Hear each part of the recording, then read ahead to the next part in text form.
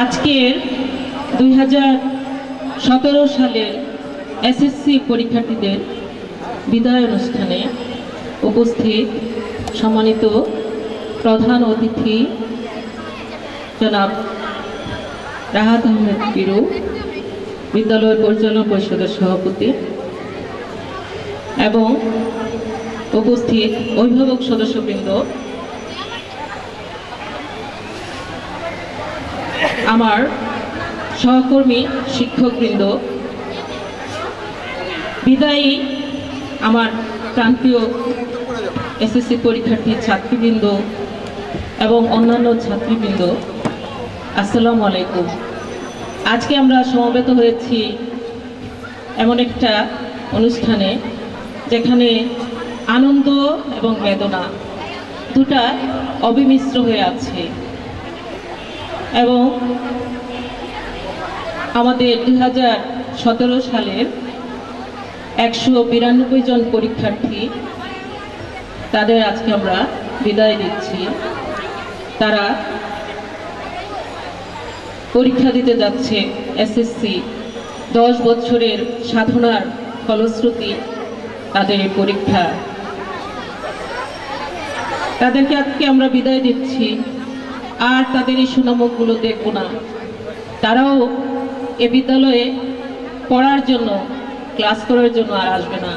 এটা অত্যন্ত কষ্টের, আমাদের কষ্ট দিচ্ছে, জানি তোমাদেরও খুব কষ্ট লাগছে, কিন্তু অন্যদিক দিয়ে চিন্তা করতে গেলে এটা একটা আনন্দের ব্যাপার। তোমরা 10ম শ্রেণী পর্যন্ত পড়ালেখা করতে পেরেছ, এখন পরীক্ষা দিতে যাচ্ছ।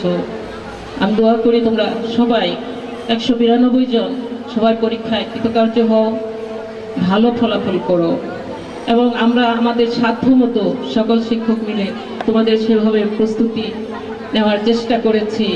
বিদ্যালয় পরিচালনা পরিষদও আমাদের অত্যন্ত সহযোগিতা করেছে এবং এই যে একটা অনুষ্ঠান, এর পিছনে আমাদের শিক্ষকদের, বিদ্যালয় পরিচালনা পরিষদ থেকে শুরু করে শিক্ষক, ছাত্রী সবারই অনেক অবদান রয়েছে।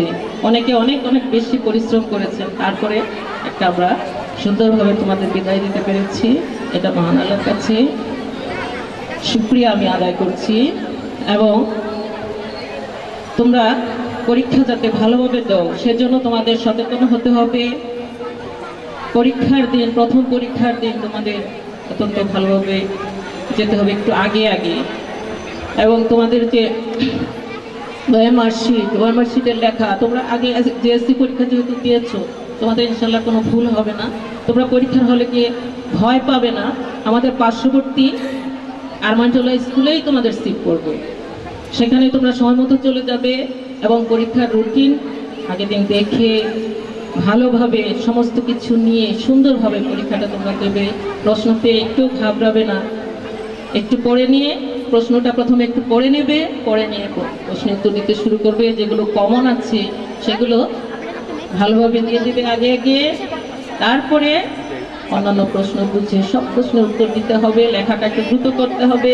বিভিন্ন বিষয় যেমন বাংলা, সামাজিক বিজ্ঞান, বিজ্ঞান, অনেক লেখা আছে। এখন কিছু তুমি অনেক বড় বড় করে লিখলা, পরে গিয়ে একদম লিখলা না, একটা বাদই দিয়ে দিলা, তাহলে কিন্তু নাম্বার ভালো আসবে না। তোমাদের প্রত্যেকটা প্রশ্নের উত্তরে দিতে হবে এবং প্রশ্নের উত্তর অত্যন্ত দীর্ঘও হবে না, আবার ছোটও হবে না। প্রশ্নের নাম্বার অনুসারে তোমাদের সেভাবে চিন্তা করে প্রশ্নের উত্তরগুলো দিতে হবে। একটুও ঘাবড়াবে না, যথাসম্ভব তোমরা ভালো পরীক্ষা দেওয়ার চেষ্টা করবে। এখন তোমাদের রিভিশন দেওয়ার সময়, নতুন কিছু তেমন একটা এখন শেখার সময় নেই। কিছু নতুন শিখবে হয়তো, কিন্তু যেগুলো পড়েছো এগুলো বারবার করে রিভিশন দেবে, বুঝবে, তারপরে পরীক্ষার খাতা যাতে সুন্দরভাবে উত্তর দিতে পারো। সুন্দর করে লিখে সুন্দরভাবে উত্তর দিবে। সবাই খুব ভালো করে পরীক্ষায়, এই দোয়া করে আমি শেষ করছি। আসসালামু আলাইকুম।